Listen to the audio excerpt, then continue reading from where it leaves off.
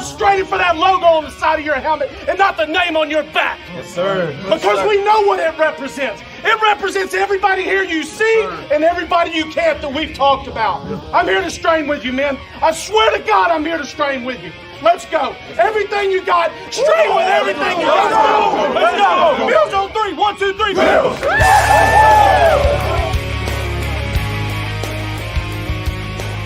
You're listening to the Off Tackle with John Fina show with your host, Joe Miller.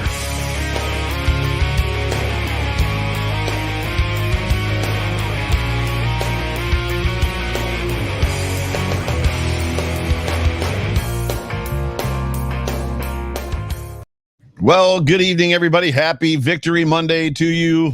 Welcome into the Off Tackle with John Fina show, brought to you by Q42 on the Buffalo Rumblings multicast network. John. Joe. AFC East champions 2 times in a row since you were a Buffalo Bill. First time. Happy Victory Monday. Victory Monday, Victory Tuesday, Victory Wednesday, Victory Thursday, Victory every day. Man, yeah, baby. It's hard to believe that first time they've won the AFC East championship at home in 26 years, 95, but it's the first time they've been, actually might be longer. Was it your last year? You guys went to the Super Bowl as a wild card team, so you did not win the Dolphins won the East that year, if I'm not mistaken. So it would have been the year before you were drafted and the year after you were drafted, right? So it would have been your first year and the year before AFC East champs. Yeah, correct. Crazy. That sounds right. Cheers. I'm in a hotel in LA, and I should have grabbed a cup from the bar. This looks like a shot glass in my hand, but it's plastic. I can't drink out of that. Okay. Not on Victory Monday, baby. Oh, it landed right on the light. Oh, I couldn't do that again if I tried. Holy crap, I'm going to start a fire. Hold on, I got to be right back. I don't want to fire. While John is doing that, I will start beginning to talk about, that was not a good sentence. I will start talking about our show sponsor. And, the best thing about, Bill's Mafia and Bill's games and just Western New York, and you talked about it in a tweet that, the guys that are out there, the guys and the girls that are out there, and I got a lot of friends, and I know you do too, they're out there when it's 5 degrees, 15 degrees, you have 1 finger, 1 degree tailgating. And the comment you made, the comment you made, your one friend, the comment you made was that they're the lifeblood of Western New York and the lifeblood of this football team. And it's true. And just, the way that they come together and the things that they do, and it gets lauded on national TV, and just the way that they tailgate and the food that they cook and the way that it brings people together. Do you have any crazy memories about tailgating? Well, mostly I was in the locker room getting ready for the game. Yeah, but the players sometimes drift through. Kidding. I was going to say, we've heard stories of McDermott working his way through the parking lot. Yeah, I think I told this story before, but we have such a huge listening audience now; it's worth repeating. When you leave the Bills Stadium, you're stuck in traffic for a good God long time, and after a game, you get so tight and you're cramping up everywhere. And I'm stuck in the parking lot, and this group of people from Batavia, they recognize me and they're like, "Hey, you want a beer?" And I'm like, well, "I'm awake, aren't I?" So they're like, "Come on over." So I pull over, jump out of my truck, and started hanging out with this family of friends from Batavia. Right. And that was my tradition after every home game, win, lose, draw. Rather than just sitting in the damn line trying to get out one Bills drive on my way home, I just pull over and hang out with my Batavians. And Same people every time. Same people every time. That's just awesome. And they'd give me some food, and we'd have a few beers and hang out. And I think going to what you said, most people, the Buffalo Bills tailgating experience is, epic, right? Everybody goes on about it. But what they don't know is tailgating when it's 1 degree outside, the preparation that goes into it, the pictures that we see. I love it on Twitter, man. Game day, people, Iman sending the pictures of his the beef that he's smoking on the Weber, and everybody's doing it. The prep that goes into it, the passion, and people just milling around like, "Hey man, what'd you bring? How you cooking it? What's your prep like?" Right. And that's the way I cook too. I'm looking at food, I'm coming up with new ideas, or just trying to make something I made the last time even better. And it's just such a camaraderie. Yeah. And really, meanwhile, it's 20 degrees outside. Everybody should be home in their Snuggie, right? Well, I don't own a Snuggie, but if you own one, I applaud you for that. They don't make them in my size, bro.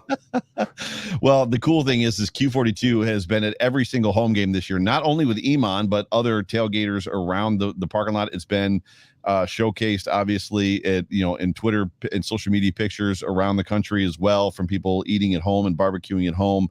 And we're just super happy and proud to be repping Q42. So if you're looking for great barbecue sauce, great Carolina honey sauce, the rubs, he's got all the rubs, he's got all the stuff. If you're looking for those types of prepping materials, run over to Q42barbecue.com, Q42bbq.com, use the promo code FINASHOW, and get 15% off of your order and be just like Bill's Mafia. Yeah, and let me add on to that too. I mean, you know what? Skip the craft, right? Skip the major manufacturer, not just because Q42 ingredients are even better, but support your local. Yeah, sure. It's getting harder and harder to do in a corporatized America where you can hardly find a restaurant that isn't owned by, someplace out of Minnesota or California. Right. Support a local product. I don't price shop my barbecue sauces. I think Iman's prices are in line. And why wouldn't you? Yeah. Why wouldn't you support local? And that keeps Western New Yorkers in jobs, and it's a discussion point too. Yeah, man, try it. I love it. It's awesome. So go get some. Fina Show, 50% off. But back to the show. Or I guess we're starting the show. So everybody, just in case you're wondering, you can super chat us and comment us and ask John a question or give him a comment. We're going to be talking about the Buffalo Bills versus the New Jersey Jets and this win that effectively we won the East. Now we would have won the East anyway because the Patriots lost to the Miami Dolphins. But regardless of that, we got not lucky enough. We came out of that game. How are you? Let me just ask that question. How has that game left you at this point? Where are you in your feelings? Nothing. So it's curious is my daughter is way more important than any football game, as your daughters are. Yeah. So I missed the first half because I was at country dance lessons. Nice. For our my daughter volunteers, and they do a big party in February, and all the dads and daughters go out and we do some country two-stepping. So I missed the first half, and it's been pretty hectic. So funny thing about it is I just have this anxiety now because of our show to dive into the film, and the damn replay wasn't working when I had time to do it. Yeah. So I'm kind of like freaking out. And then I finally got the condensed version up and I'm watching it. And I'm like, I got an hour and 15 minutes. That's plenty of time. I could zip through it. And I just get soaked all the way into the screen. And I'm like, and then I look up and I'm like, holy crud. It's, got 13 minutes to the show. But by and large, the feeling I get is the fact that there's no easy game. And there were parts of that game that were ugly, but I don't care. In the end, you look at the final score and it goes in the right column, the W column. The dubs. And that's all that matters. And that's a kind of a beastly defensive front that we face. So I like that aspect of it. It makes me feel good about going into the playoffs, and especially Patriots coming off a stinging loss and us playing against, I'd say pretty formidable front seven, even though CJ Mosley's play was a little vexing to me. I couldn't quite understand it. Why do you say that? I respect that guy, man. I've watched him a few games. I'm like, he's a monster, right? He reminds me a little bit of Tremaine Edmonds. He plays beautifully in the field, and he fills well. He's got great body control. Right. He's just an incredible athlete. And I think you look at the Buffalo Bills and you want to defend against Josh Allen and ostensibly a throwing attack where we try to expose the middle of the field with Beasley, right? Crossing routes. And they were playing every run in the first quarter as if every run was a play action. CJ Mosley was at 6 yards and he wasn't stepping up even when the ball was handed off. So we had a lot of success in the run game because I think they just wanted to tighten up that that kind of 5 to 15 yard window. Right. I say between the hashes, but even tighter than that, because we love to expose that area, and it bit him in the butt. We had some failures on the offensive line and some running plays, but when it mattered and when it hit, we got to that second level, and that's 5-6 yards of carry when you do that. Yeah, we're gonna talk some tonight just about Devin Singletary, and I think I sent you just in some notes. I want to know, is this a situation of where is it Devin Singletary? Is he playing better? Is it the offensive line? And we'll get there. Is it the scheme? Is it the play calls? Like, what's going on? So don't give anything away necessarily yet. But for me, this game was frustrating at times. And it's funny because going back now, you watch the game and you're emotionally enveloped in the game, right? So you're just all in and you're sucked in, and you got to win because these guys are representing my hometown and they represent me. And I don't have a Bills tattoo, but I wear their clothes and their hats. And if they lose, then it's bad on me and I have a bad Monday and blah, blah, blah, blah, blah. You get all down into these cycles. But what's funny about it is, thinking about, it was probably in the third quarter. And I just, for some reason, clued in at that time to the wind whipping off the side of my house, howling off the side of my house. And I'm 6 miles in a straight line, 15 minutes from the stadium. So I know that the wind was a bigger factor yesterday in that game than what the media was even making it out to be. Now, it wasn't the Patriots game. It wasn't the Eagles game from 2019 where it was 55 miles an hour, but it was windy.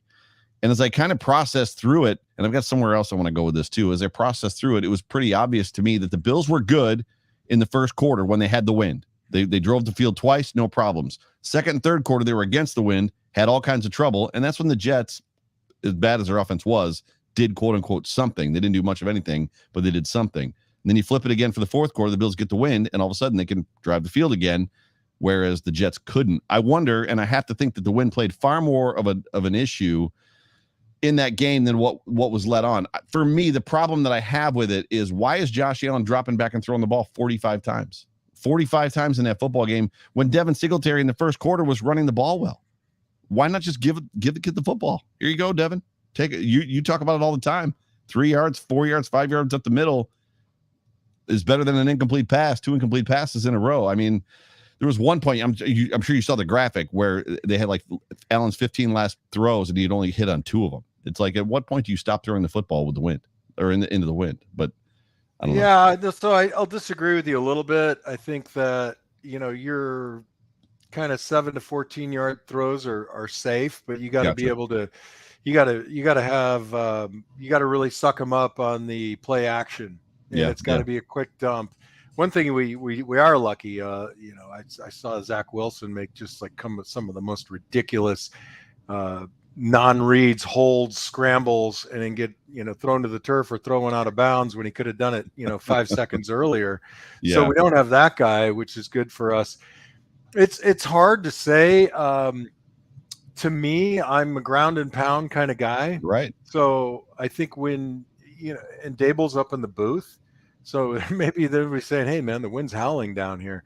Now, a few of those incompletions look like, and the bigger concern for me is not that we're throwing the ball when we should be running the ball in the wind. Was some of them were, receivers going this way and the ball's over here, and there was a disconnect. Oh yeah, there was just a couple series, for sure. There were multiple disconnects where, hey man, I thought you were going to go that way and you went this way. And it wasn't one guy. It was Knox. It was all of them. Beasley, like there were several. Gabe Davis, and Allen was clearly frustrated. Yes, and that to me is something that they're sorting out, or they've already sorted it out. Today's Monday, right? They've been in the facility for 4 hours going over that film, right? Or at least that's what I did. It's live by the sword, die by the sword, or live by the sword and death by 1,000 cuts. You certainly can't abandon the passing game in the elements, the wind especially, but you could have dialed it down a little bit more. They had a really cool play, and I think they could have come back to it with they faked a power to the left. Spencer Brown floats out into the flat, not downfield. And they popped a little screen pass over there. It was good for 3 or 4. Yep. So I think when you are facing the elements like that, I don't mind a couple passes. I'd like to see them a little shorter, some more stop routes. You looked how Stephon Diggs didn't get the touchdown pass, but he beat Eccles on that left sideline going down, right? To me, this is a situation where if you have a high wind, if you're concerned, you start throwing the ball, and then the corners are sitting on the routes, and the safeties are going to start looking at the eyes and cherry picking. Then it's time to stop, go, and see if you can toss one up a little bit that they can run underneath. Yeah, but I think it is a challenge trying to throw that longer ball on a tighter trajectory rather than a bigger loft. Yeah, Jerry O reached out to me because there was the one deep ball that he threw. I think it was in the third or fourth quarter, and it just goes back to I referenced through Twitter. I said, you hear me on my show talk about for some reason situationally at a bad time, Josh Allen decides I'm going to throw this one 60 yards downfield, and that was another one of those moments to which I yelled "Why?" at the television. Like while the ball's in the air, I'm yelling "Why? Why do this now?" Right? 3rd and 3, he's throwing a bomb, from his own 35-yard line and misses. He hasn't hit one of those yet this year. And Jerry O kind of was like, he said things that I've said before too, which is if you love Josh Allen's kind of off-script mentality, Schwager. If you love it when it works, then you got to go with it when it doesn't work. And I agree with that.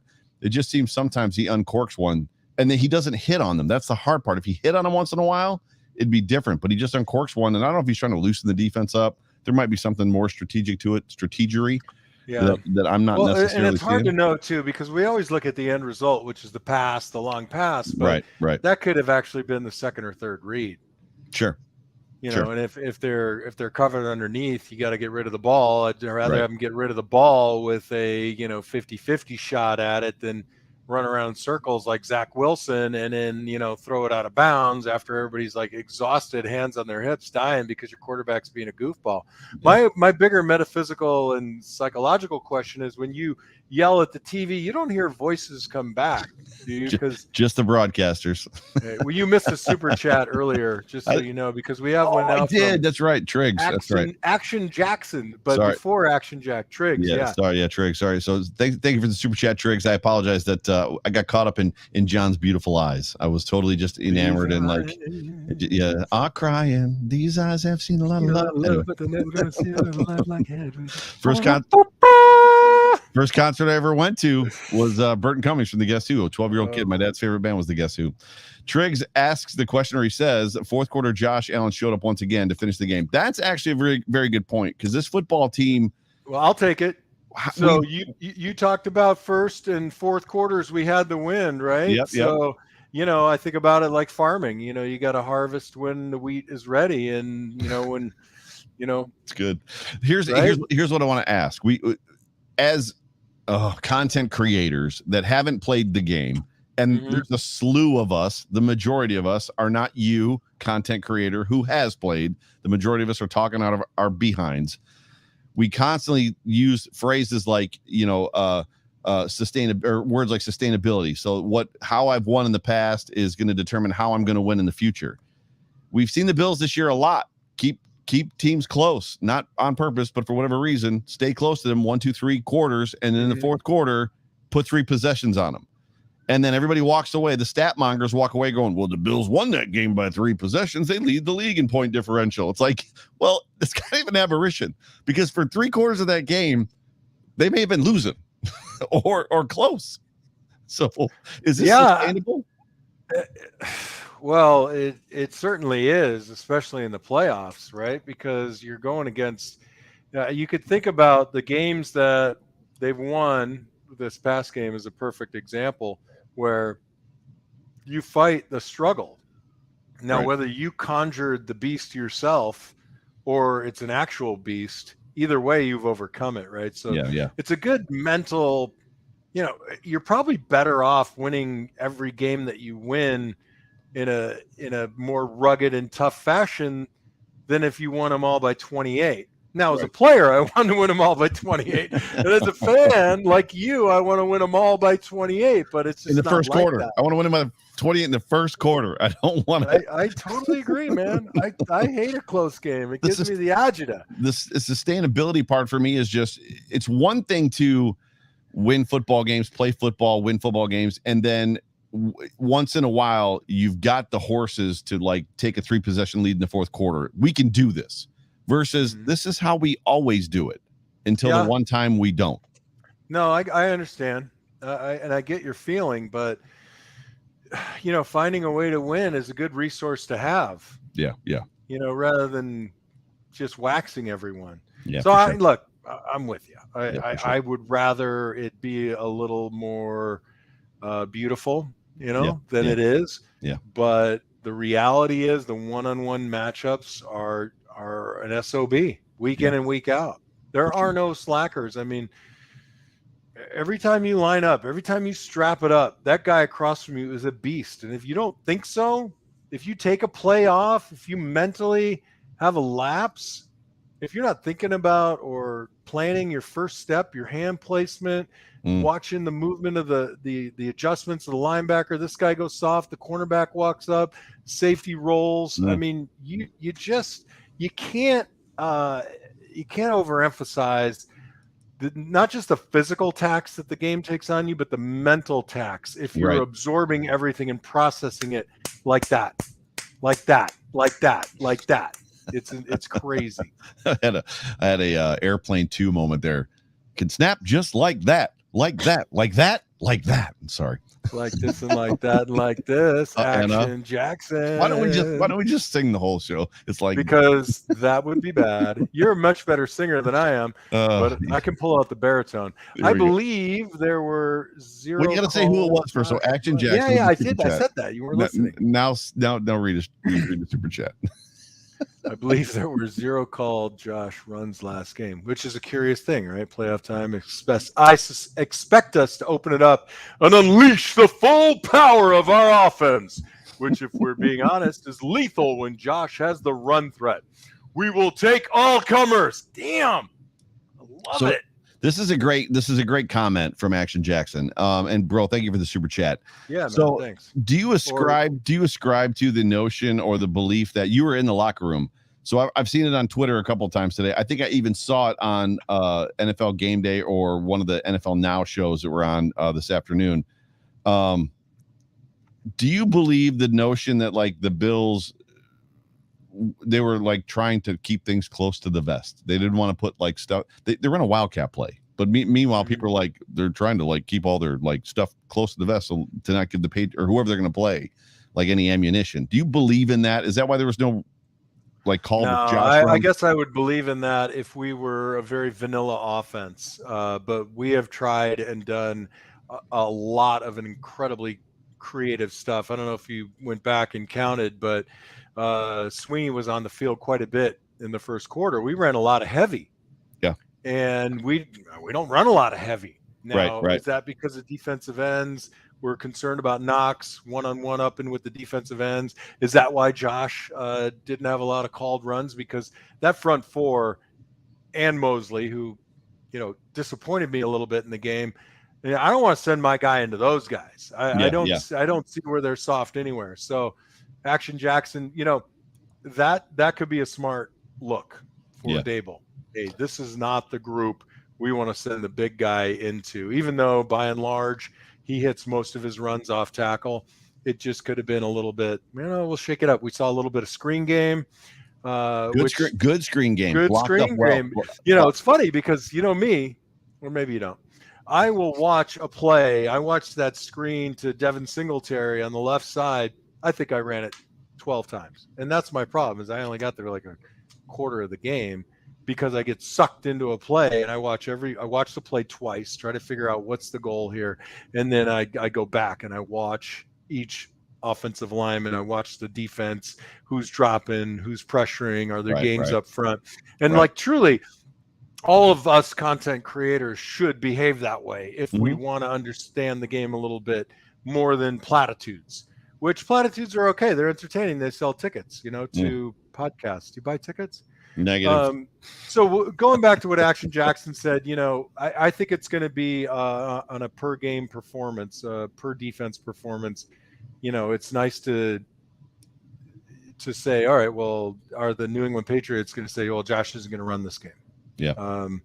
I think their best bet is to look at what we did against them the last time and figure out where they were weak and where we were strong and try to kind of make those pieces come together. But so going back to what I was saying about that screen to the left, it was a great play. The result was great, but the timing was a little goofy. We have it. I believe I have that play, so we're going to talk about it. Yeah, the timing was a little bit goofy, and guys just didn't really kind of know where to go, when to go. There was a little bit of looking around. The one offensive lineman was like, "Oh, they're coming." Yeah, they're coming. Here we go. Whoop, whoop. Motor downfield. Don Keith asks the question, are we going to ignore the punting issues? We are not. We can talk about it. I'm sure the Bills are going to ignore it. And here's the thing, and John can speak to this more. What do you mean ignore it? Like, do you think they should cut Hack and get somebody else right now? So the problem is this. So the easiest way for me to describe this to Bills Mafia is this. Matt Hawk was the holder last year in Miami. Their place kicker there, his name escapes me, had a very good season. Matt Hawk leaves for Buffalo, and the Bills jettison Corey Bojorquez, who we know was not a very good placeholder last year for Tyler Bass, and the year before that. He was not good. So Matt Hawk comes to Buffalo. Tyler Bass, when he kicks, has an extraordinarily good year. The Dolphins place kicker, who has a new placeholder who is not good, has a bad year. Corey Bojorquez goes to the Green Bay Packers, and wouldn't you know it, Mason Crosby is having the worst year of his career, and it's largely because of his holder. So the problem is this, and I guess the question that I would pose to you, John, right? The question I would pose to you is that special teams question.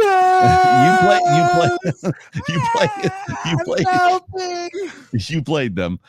Is there a reality? The Bills, I believe, have a punter on the practice squad. We've seen NFL teams have a place kicker and a kickoff specialist, a kickoff guy.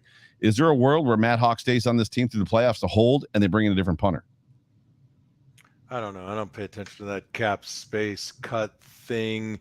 You're going to have a guy who's a specialist. Now you have two specialists.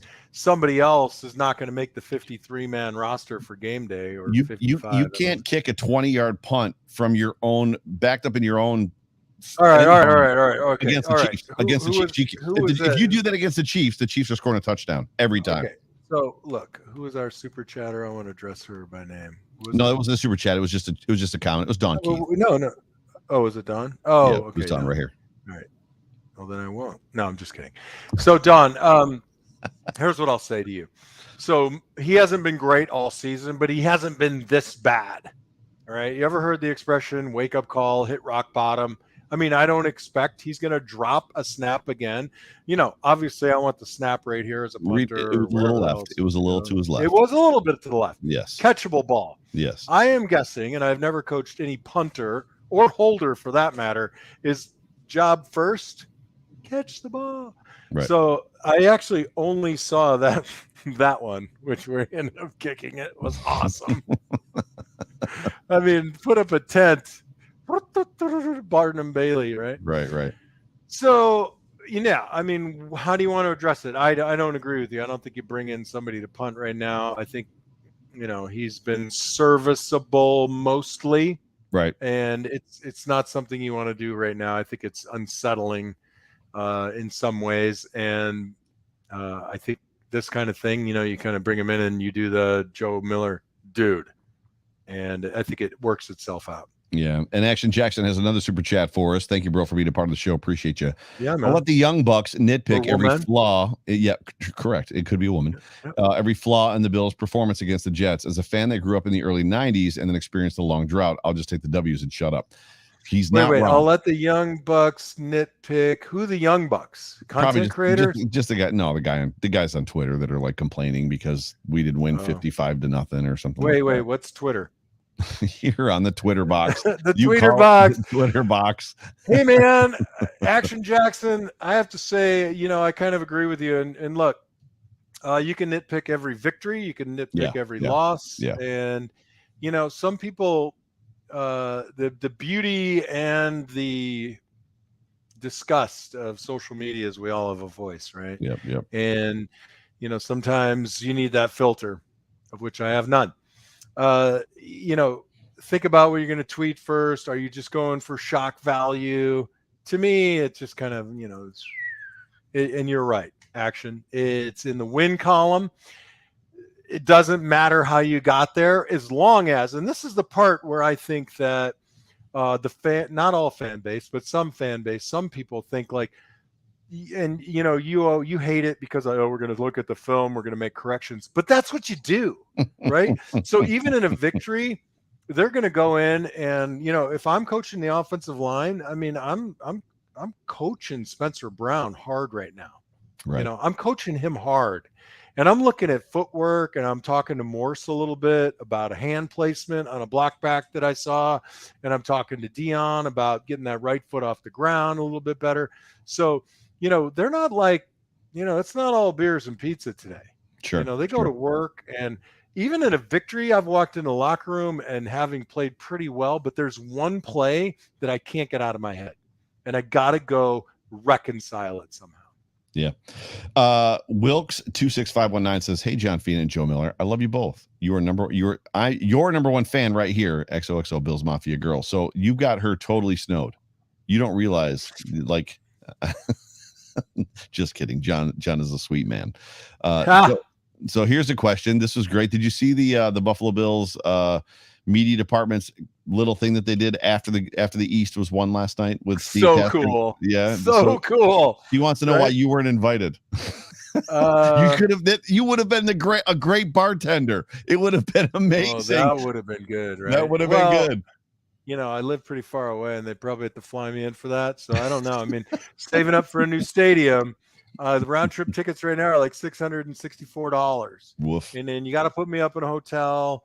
And I like to have 3 squares a day. So there's a commitment. So we're looking at a minimum of $1,000. And I'll tell you what I thought was great about that was having Tasker there and like kind of snowballing the thing, right? Yeah, it was great. It was awesome. And I just, obviously everybody knows I just adore Daryl and Janine. On Twitter and in person. I mean, they were always good to me. So it was fantastic. I mean, I might have got a little lemon juice in my eye, but I didn't cry. Pops Mafia says the reason is because you don't know the new passcode. Damn, they keep changing that passcode. Well, Daryl didn't know it either. No, well, here's the reason I wasn't in it. Okay, ready for this? There you go. Jim Kelly, Thurman Thomas, Daryl, Steve Tasker. John Fina. and the proof of that is that you're on this show with me, Joe Miller. Hey, come on. This show rocks. This show does rock. It's true. Let's talk about the good real quick. So the good for me in this football game, we've talked about some of it already. The offensive line, you will have to tell me and you've heard me say it many times, even this season. Why, if Ryan Rick Bates is the first guy off the bench, and he never is the first guy off the bench. So whenever Dion goes out, Tommy Doyle comes in. When Spencer goes out, Tommy Doyle comes in. Whatever guys, Cody Ford comes in, and then they finally put the kid in, and the offense just clicks. Bang! There it is. How do they not discover that in practice? Oh. You keep asking the same question week in and week out. It makes me think I need to have a new host to the show. I've never asked that question. We've talked about it in this is his third game. Terms. This is his third game. Look, I mean, first of all, I think that Devin Singletary is dancing less and heading downhill more. Okay. I looked at a lot of what they ran yesterday, and it's no different than what they've been running in weeks past. So we didn't simplify the running game, right? I mean, we ran some two guard center pulls, we ran some backside guard pulls, we ran the Thurman Thomas play of all time, we ran zone weak, which was a great play. And I'm going to tell you, I watched the game differently than you do. I'm not sitting here saying that it was an amazing performance up front. There were multiple plays where out of 5 guys, 1 guy didn't win. Yeah. And it hurt us. And I just watched the film. I mean, there were multiple plays that were 1 yard, no gain, 2-yard gains. For me, 3.5. I need 3.5. And it could also be this fever pitch. You're getting to the real part of the season, right? You see the improvement. Yeah. And I don't know. I mean, look, you don't pull a guy unless they're absolutely horrid. Okay, and we saw that this year. Yeah, I'm not talking about pulling. I'm talking about guy coming off the bench. So first guy off the bench, as far as that goes. That's what I'm saying. But it was injury that put him in. Yeah, correct. Which it did. It finally did because there was nobody left. So I just to confess, as much as I have been the guy for 2 years, last season and this year, are you going to punch me? Last year and this year, who has said, don't run. I'm not talking 100 to none, 90, 10, 85 to 15. Just stop doing it or use the pass to set up to run. I found myself in that Jets game yesterday, reckoning back to, when Fred Jackson was here, when Marshawn Lynch was here, when all those great running backs were here going, you run the ball here, run the ball. And they weren't. And I was kind of upset. It's like Singletary's doing well. Run the ball. Like, this is where you're supposed to run the football. Yeah, no, I agree. I mean, they should have figured out a way to get back to the run. I'll say this too. So the evolution of the game with respect to the amount of contact that happens in preseason or training camp is significantly reduced overall. Sure. There's no two ways about it. I mean, even Marv Levy's camps, which were mild by comparison to places like Schottenheimer, right, in Kansas City.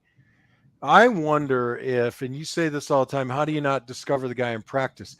Practice, there's no hitting in practice, Joe. True. Very true. You don't hit nobody. Very true. It's all concept-based. It's move, it's stay loose. Once you're out of training camp, there isn't a ton of competition for roles. And I don't even know what training camp looks like anymore with respect to head slamming and bashing and, testosterone pumping, snot blowing, fire coming out of your ears and eyeballs anymore. Yeah. But that's the way it used to be. And so this is the point.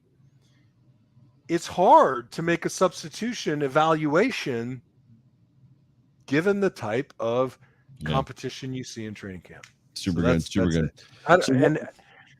Go ahead. I was just gonna say the other good for me, the defense played lights out. I mean, the defense, they just completely stifled, and there was a lot of good from this football game. What do you have? Just some quick points before we get into some film.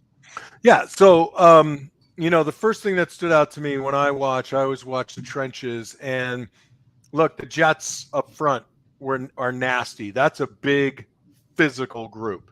And then obviously I'm watching our guys when they're on offense, and they were physical in this game. Right. And even to the point where, that guy we talked about who had that just awful performance, I watched him on multiple plays, and the amount of effort and re-effort and hand movement and secondary moves that were going on was really pretty great. And another thing I'll tell you right now is Matt Milano is awesome. He's good. That guy covers ground. I watched the play. Now, it was a completed pass by the Jets, but it was a play action. I'm watching Milano, and then because of the way the screen works, he's gone. And then I see the ball going over the linebacker area, gets caught. And the first guy on the scene to tap the guy on the ground is Matt Milano. And I thought to myself, whoa, how the hell did he get back there? I just saw him in the screen. And I literally, like a moron, I ran it back 4 times. And I'm like, holy crap, he was backpedaling, and he must have planted his foot, flipped his hips. Right. And he gained another 11 yards like that. Right. He on a play action. And thank God it didn't bite us in the what. They ran a really nice play action. Both Edmonds and Milano were in the trenches, in the feet of the defensive lineman. Right. And I thought, oh God, this, and it's all new to me because I had to watch the thing on the app, right? You don't see the play. Right. I thought this is disaster. And Milano just beat the running back on the block, and he was right in Zach Wilson's face. And I was like, where can this guy not play? Right. The secondary was, I think, very good, minus the play. Played real well. In there. But the defense is just playing with this fire, right? Yeah, they're playing super good. Super good. Let's look at a couple different plays from Devin Singletary. And we're going to start with the big run. And the question that I posed to you in kind of show prep was, is it Devin? And you already kind of said that. He's not dancing as much as he was. My question was it Devin? Is it the line? Is it the scheme? Which you've already answered that question too, because you talked about some pulls, and then you talked about a weak zone. So, and then I think I said, is it play calling? So I've got a string of plays here from Devin, starting with the first big one. which this muddled mess, you really can't see anything. But from the backside, which is about to come up, you can see a lot. Oh, I didn't get end zone. This could be so exciting. Yeah. So the guy here's the end zone. So first of all, this is heavy package, right? So you got Dawson Knox tight end on the right, you got Spencer Brown tight end on the left, you got Sweeney tackle on the right. So first question I have, Josh Allen is pointing the football to Devin Singletary's right, but the ball's going to come back to the left. What is with that? Is it just a fake? So the design of this play, and I had it only from the sideline until you sent it to me, and I didn't get a chance to look at the end zone view. But from what I could decipher, it's almost like a modified lead. So the guy that makes this play go is Gilliam, right? So the play side linebacker scrapes. You got Bates and Dawkins trying to work to that linebacker, but he scrapes too fast. They end up going to the backside linebacker. But then as Gilliam is coming in, because this looks like it's supposed to go Gilliam on the play side linebacker. He scrapes, he stops, he ends up blocking. What amounts to me from the sideline view is two guys. So you got Spencer Brown washing down, right? Everybody's doing their job at this point. The defense actually is in great position here. The good question is, what the hell is Spencer Brown doing on the left side? Well, when we go heavy package, Sweeney becomes a tackle. Gotcha. Tommy Sweeney becomes a tackle. Yeah, right? You recognize this was heavy, right? Yeah. So it's heavy left, wing left. We also bring, I think it was Kumaro in on the right side. I think it's Dawson Knox to pick up that end. Yep.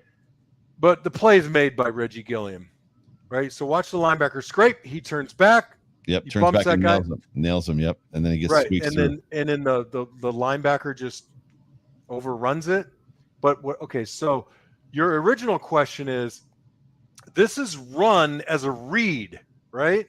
So he's taking the ball straight downhill, and all he's doing is looking for the soft spot with the expectation that Spencer Brown's guy was going to go outside upfield, and Gilliam is going to weave inside and lead on the play side linebacker. It's a lead draw, basically. Instead of running it from an offset I or an I formation, we're running it with Reggie because he's a great athlete from the wing position. And it just so we got lucky, right? Gotcha. We got a great play by Gilliam and a luck by the backside linebacker overrunning it because Dawkins gets caught up in the wash and he can't force upfield on the backside linebacker. Right. The next one is the screen pass that you were talking about earlier to the left, which I love because everybody gets blocked up, which is great. Mm-hmm. Yeah. So what's interesting to me is look at the linebackers, right? They don't know what's going on. So you got one guy who's running up and he decides all of a sudden it looks like pass and he's trying to bail out. And the other linebacker's at freaking 9 yards depth. Yeah. What are the Jets doing? Crazy. I'm going to back this up so just to the formation so you can see it again. Mm-hmm. But it's funny because you talked about, I forget which lineman it is. Boom, right there. It's 75. So it's Williams. Williams is right. like, So both those guys are wrong. Okay. So there's certain little coaching points to offensive line. Never look back, right? And never chase a guy who goes out of your and right there, area. They're both look. Spencer Brown is shoulders to the goal line. You know what they're thinking? Thank God we're running a screen for once, for God's sakes. You know why? Offensive linemen, they love draws and screens, right? Because it's a free play of pass protection. That's hysterical. We don't do that enough. Like every time you set for pass, when you're a Buffalo Bill, the defensive lineman thinks I'm going to get a sack. But if you mix in draw and screen, and they're killing themselves to get upfield, and you're like, nah, it's a screen. What's amazing about this play to me, and you weren't necessarily kind of probably in the know last year. There was a lot of content creators that said that Mitch Morse was not an athletic offensive lineman. You see who's out front, right? First of all, I don't know. Somebody's probably said it once, and then everybody wanted to repeat it. I mean, there really aren't any centers who aren't athletic. Sorry. That's great. Just a wonderful screenplay as far as I love Williams on this play, though. Just slinging his way through the secondary, man. I love it. Just finding guys and catching bodies, as Jay Spence likes to say. The next one is the goal line run by Singletary, which was nothing great. I wanted it mainly for I think the next look, which is this one here, just to kind of see everybody blocking down. This is where Gabe Davis apparently got hurt. He came off the field limping, but just the effort. Yeah. Run it back real quick. I mean, you're always, and we do this a little bit. Everybody does this now. You involve wide receivers into the running game, and there's risk, right? I mean, but we have depth at wide receiver, and not to say that anybody's expendable, even though they always talk about the guys up front like they are. This is why we have Singletary, right? To put moves on guys. Right. Low center of gravity, not necessarily great vision, but good shake. Right. The important thing is that he's able to make himself skinny and reach. Right. Super good. And then the last one that I've got is, and then I'll ask you the question is his, and this comes back to the wide receiver point, but is his last screen pass for a touchdown, which I apparently lost the main view. So in my editing, it got lost. But what I like here is that Ike, you see Isaiah McKenzie right there is open as well. And what he does is when he recognizes that the pass comes to Singletary, he immediately blocks down, bang, and hits that guy. It's good football. It's unselfish type of football, the type of stuff that, and it goes back to hard game, right? Some people are disappointed. Some Twitter freaks are losing their minds over, various and sundry plays here and there. But it's those types of little things that you don't see, like Reggie Gilliam stopping and just turning back and ended up, shading two guys. Right. That lets Motor get through and break to the right sideline. Right. And every successful play has some little aspect of it that is like, wow, man, what a great little extra effort a guy had there, or he thought the play, he might have, there was a situation, he might have thought the play was going to be over, but he just, he kept going anyway, or replaced his hand, got extra leverage. Yeah. Well, if the answer cannot be, and I'm telling you, it cannot be all of the above, what is the most percentage-wise difference? Is it the back? Is it the lineman? Is it the scheme? Is it the play calling? What is the biggest difference? Why is the run game popping right now? Yeah. I think that the entire run offense, the offensive line, the tight ends, and the running backs feel an enormous amount of pressure to make it better. And we've highlighted a lot of just bad blocks between other running backs, tight ends, and stuff like that. Assignments. No, yeah. I know, but I think there's a, how do I put this? It's not. It doesn't come from the outside. A lot of people are like, it's all of us saying they got to improve the run game. You know what it feels like when things are good and when they're bad. Oh yeah, right? It's not just football.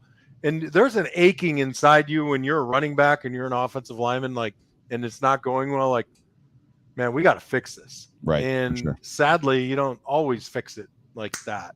Right. It takes a little bit from everybody, and everybody's little bit is different. Yeah. Now, I still think there's a lot of room for improvement. There's always room for improvement. I look at even the successful runs, and look, by no means was I ever perfect. I'll never be the one to say that I was, but here's the way I should say it. We don't have enough plays where all 5 offensive linemen are executing perfectly, not just assignment, but physically. Right. And we don't have enough of them when all 5 guys, and it happens, right? There should be multiple plays and less plays where one guy is losing a block by either technique or physical. There's something about great offensive line play, to your point, when they're all firing. It's poetry in motion. And I'm reminded of 2 offensive lines. The first one being the 90s Dallas Cowboys offensive line, which was probably the greatest offensive line ever assembled. And then the second one would be the late 90s Denver Broncos wide zone offensive line with Terrell Davis. They would flow. It was just incredible to watch them flow. And as much as Terrell Davis is a Hall of Famer, and maybe he deserves it, I got to wonder how much of that is just because of the scheme, Shanahan, and those guys were just so good. They were so good at that scheme. Yeah, but you didn't even name a single one of them. Mark Schlereth was on that team. I know a bunch of the Dallas guys, but I know Mark Schlereth was on the team. If you said them, I could remember their names, but yeah. fair enough. Fair enough. Yeah, for sure. The next one, because I know you love special teams. Yeah, this is on the punter. So this is 90% on the punter and 10% on the snapper. So and I here don't we know go. jack about special teams, especially in this regard. But what I see is the punter moving too far forward. And if you see it from the sideline, he gains way too much ground as he's catching the ball. He reduces his distance by at least a yard and a half. Right there it is, right there. By the time he catches the ball, I didn't even and he notice takes that. these enormous steps. He's kicking the ball at ostensibly like 15 to 14 yards. Wow. So Right? I posed the question of, fans think, why don't they do that every time? Why don't they run Cam Lewis up the middle every time and block punts? So the way the snapper blocks this is a little bit confusing to me, because both the techniques are either in ones or twos. Does everybody know what that means? No, gaps. So the guys closest to the snapper and 3-point stances are either head up on the guards, which is a 2 technique, or slightly inside, which is a 1. But both of them look like they're in 2s or 1s. So why is he snapping and going to his right when there is basically an equal number of guys on either side? So what happens is when the snapper goes to what we're looking at to our left, his right, the left guard, or the up back, not the up back, but the left guard in this instance, has to take the 1 technique on an inside move. Whereas if he goes straight back and does this, arm spread thing, and he can slow a guy down just by putting his hand on his chest or his shoulder, then the left guard can block half a man and keep the outside. You can't really see me here, but you can keep the outside of your body available just to stick a hand, right, chip a guy, yep, on Jaquan Johnson, right? But he can't do it because the snapper goes away. The guard has to sell out on the 2 technique, and that opened up the gap. Here we go. But beyond that, the punter is painfully slow, and he's like he's like the police. Giant steps are what you take walking on the moon. I was like, holy crap. Slow and long. Not good for punting. Super good. Let's transition to the work. And there wasn't a lot of it in this game. The defense played lights out. Josh Allen had his moments of struggle, just completing passes, but by and large, the offense played. They punted 9 times in this football game. The work is the punter, right? The punter needs work. I could find one play, and again, the replay wasn't working, so I didn't have the opportunity to really kind of grab good stuff. In your opinion, what is needed? There's always a list, you say, of things that need to be worked on. Well, what's sticking out to you? They got to look at those pass plays where he's going right and he's throwing left and figure out what's the miscommunication. Now, those could be read routes, right? Yeah. And Josh is thinking that the guy has outside leverage, so he's throwing it in, and it doesn't happen. Figure that out. That's a little bit curious to me. Yeah. To me. Oh, go ahead. Sorry. Yeah. I did see that the Jets ran a lot of play action, and our linebackers did suck up a little bit. That would be a concern for me against the Patriots. I'd definitely keep my eyeballs on that. I loved the fact that they brought that heavy package in, and I think they kind of borrowed that idea from the Patriots. If you don't, and Dawson actually had some pretty nice point of attack blocks in this last game, but there's no reason to expose him to it all the time. We got a great arm at quarterback. If we throw in an offensive lineman at tight end and go heavy package, that doesn't really take away from our ability to expose the secondary. So I'd like to see a little bit more of that worked in, because it worked. And wouldn't it be nice to run a little heavy back at the guys that ran it against us when their quarterback threw the ball 3 times, right, and stick it in their ear? I'd love that. Offensive line play, we got to figure out how we can get all 5 guys successful on 75 to 85% of our run plays, both assignment free. We say assignment free, meaning no mistakes, assignment free football, and physical winners. And, I think Devin Singletary, shoulders down, shoulders at the line of scrimmage, whether it's a read play or a design play, forces him to accelerate toward the line of scrimmage rather than dance. So do you understand what I'm saying? Good. Yeah. We've talked. So when he's taking that handoff and his shoulders are aiming toward the sideline, 35, 45 degree angle. I don't think he's got the vision or the decisiveness to then just make a cut and go. I think he's a downhill guy and making shorter cuts rather than bigger cuts. Gotcha. No, that totally makes sense. And it'd be nice to have a little better punting. The only thing for me, and this is just from a fan standpoint, fan aspect, is, and that's what I am. I'm a fan first and a fan foremost. The feel of the offense in the second and third quarters, even with the wind, very much felt to me again like Dable was just out of touch with what was going on in the game. We have a game plan. We're going to run it. Mm-hmm. I don't care what the defense is doing. I don't care what the weather is doing.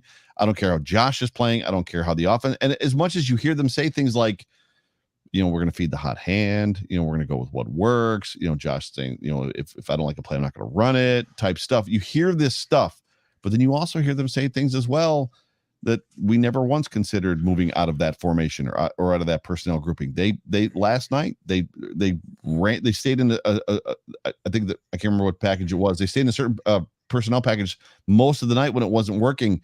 There's just a reluctancy to move out of something that's not working. It's not working. Well, it doesn't matter. We're just going to keep running. So for me, there's just I still would just like to see more feel from Brian Dable. Look, I get that. But to you and many people, the game plan is the comprehensive playbook, but you don't do that.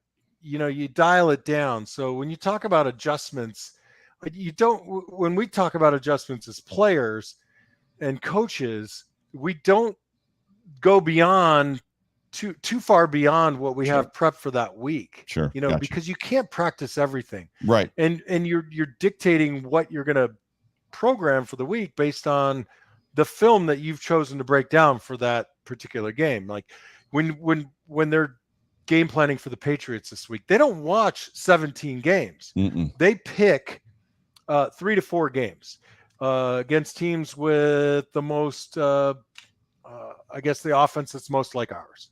Mm-hmm. Right. And that's how they game plan. Gotcha. Now, I'm not going to say that adjustments can't be made, but it's not like you're struggling and then you say, you know what? We didn't practice this all week, but we're going to run a play that we ran 3 weeks ago. Right. So you can make formation adjustments. You can make some sort of a route adjustments based on the type of secondary rotation that you're seeing. Especially that comes into play when they do something that you weren't expecting. Mm-hmm. But those aren't easy adjustments because, you spend all week running a limited number of plays. Like, so much of what you do as a player is in the administrative office, Gotcha. Studying playbooks, studying film, and the amount of reps for 2 reasons. You can't be on the field for 4 hours a day. Right. Nobody has the attention span, right? Meet long, meet wrong. Right. It's the same thing with practice. The longer a practice goes, it's a diminishing return. Right. So, yeah, I mean, could we do better? Yes. I don't know exactly how because I'm not privy to exactly the pointed nature of the game plan and, when it goes wrong, what the changes can be. Well, we're getting a little bit long in the tooth of the show. It's been a great show. Great conversation, especially for a football game that was kind of, I don't know, just kind of was, mm-hmm. right? There wasn't a whole lot to take away. With the last couple minutes, what are your expectations? Buffalo Bills meet the New England Patriots in the first round of the playoffs for the 3rd time this season. They're going to meet them 8:15 Saturday night. Where are you at in your mind and in your heart in this football game? Well, I just have a lot of trepidation, right? I mean, you've got even guys on this Patriots team that are new to the team in the past couple of years. You're just buoyed by the amount of history and success that's been happening for the past decade or more, and the expectation. And geez, man, they just prepare, right? They are so good at preparing, and it is. I'm concerned, right? They're coming off a kind of an ugly loss. We're coming off 3 out of the victory. 4. 3 out of the last 4. They've lost 3 out of the last 4 games. Right. And good teams that make the playoffs, don't stay in a losing rut for very long. Right. So, I predict our Bills are going to win, but anybody who thinks it's not going to look a little bit like the game that you saw yesterday, Ugly. yeah, it's not going to be pretty at times, and you're just going to have to take a deep breath and ride it out. Look, it's like when I watch a game, I'm not a pessimist, but I understand the pendulum. Yeah. And it's what I said last week on the Worldwide Interwebs Twitter box is, bad luck, like good luck, wanes. Yep, for sure. Right. And yep, you got to make hay while the sun is shining. Right. So first quarter, we have the wind. I would have preferred to have 14 or 17. Right. And then we're against the wind for 2 quarters. You got to hang tough. So when times are bad, you got to hang tough. You got to tackle better. You got to pursue better. You got to be on your assignments, your gap control. And this was the beauty of the 90s Bills, is there was a feeling by everybody in the room that I was going to make the next play. I was going to make the next great block. Right. I wasn't looking for somebody else to do it. Right. And I got that mentality from my deceased college coach, Dick Tomey. He used to say, who's going to be the guy? If you're not thinking you're the guy, then be careful, because if everybody's not thinking they're the guy, then nobody's the guy. That's right. It's so solid. Every time the ball snapped, you got to be thinking, I'm the guy that's going to make the chip block, or, the tipped pass, or, the gap control. Yep. One last super chat before we get up on out of here from Triggs. Belichick B, I don't know what that means, is going puckering when he sees Josh Allen. I guess he's saying Belichick's butt is going to be puckering when he sees Josh. So Belichick has a decent amount of respect for Josh Allen, I believe. Belichick doesn't work his way to quarterbacks often post game. And the last game, Belichick worked his way to Josh Allen. And there was an interesting little kind of hug and moment there where Belichick, I think, was just kind of like, you got us. Like, you're a good one. Like, do you feel that? Yeah, look, I my experience with Bill is what it is. I have the highest and deepest respect for the guy, and he is very much the equivalent of, and I'm going to go with movie reference here, right? For the Titanic, right? A woman's heart is as deep as the ocean. Right. So there's a billion things we haven't heard come out of Bill's mouth, but sure. I guarantee you, there is no lack of respect for any player in this league. Bill just doesn't stand up there and spout off about it all the time. He's a 2-word guy. That's his deal. That's right. One last super chat from Action Jackson. Bro, you've been or girl, you've been awesome in the show tonight. I appreciate you. I'm going to be nervous all week. Me too, as we all will be. But there are so many indicators that point to our favor point in our favor for this game against the Patriots. Bring them on. Let's do this. That's the perfect way to end the show. I think the Buffalo Bills are the better football team. To Action Jackson's point, the Bills just got to go out there and execute, for lack of a better term. They need to go out there and just be who they were in the second game. I think they had the guns to beat them in the first game. They just outcoached themselves, if that makes any sense. So yeah, you miss a field goal and then it comes down to another, So yep. I will agree that there are 2 indicators that for me are huge, right? The defense, we've had some spotty run defense, which has been improving. Yeah, right? For sure. We had 2 games which were just kind of ugly against the run. And we're seeing that turn around. So they bring that same run stopping ability to the Patriots, and make no mistake about it, they're going to run the ball. Yeah. That bodes well. I think there's a general kind of head scratching anger about, not anger, but let's get this fixed right now for the passing game. For us, the communication errors or whatever happened. And I think that despite winning, there were opportunities that were lost, and that really keeps guys hungry, for vast improvement. Yeah. And I love the way Stephon Diggs is playing right now. Me too. Playing like a man on fire. Ladies and gentlemen, you have been tuned into the Off Tackle with John Fina show, brought to you by Q42 and the Buffalo Rumblings vidcast, multicast, and podcast network. I'm your host, Joe Miller, here with my guy, crinkling the can, the beer can, John Fina, the formidable, the awesome, the ever-present John Fina. John, any final words before we get up on out of here? Yeah, thanks for tuning in. Final show of the regular season. We're just so happy to have you guys as an audience, and hopefully, you disagree with me a little bit, and you get off this and say Fina's an idiot, and somebody else listens to the podcast, and then the two of you go out to the yard and fight it out, fight to the death. I don't claim to be right. I just claim to have an opinion. Yep. But we've had a great time, and I'm nervous too. Action yep. Jackson. I mean, I get a little bit of butterflies in the belly right now, and just so you know, the players feel it too from time to time, especially yep. in playoff week prep. But I think we get solid, man. I think we got to hit our stride, and we got the guys to do it. Awesome. Well, for me, for John Fina, for Buffalo Rumblings and all the Buffalo Rumblings crew, we love you guys. It's been a great season. We got one week at a time from here on out. So we got at least one more week coming at you. So for me, for John, go Bills.